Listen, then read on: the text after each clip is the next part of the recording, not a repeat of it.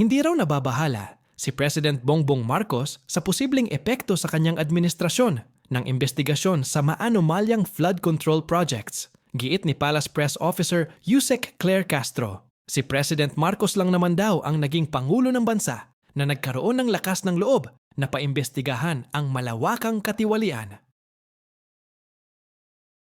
Kasunod ito ng pinakabagong survey ng Pulse Asia, kung saan lumabas na 48% ng mga Pilipino ang hindi nagtitiwalang mawawakasan ni President Marcos ang korupsyon sa flood control projects.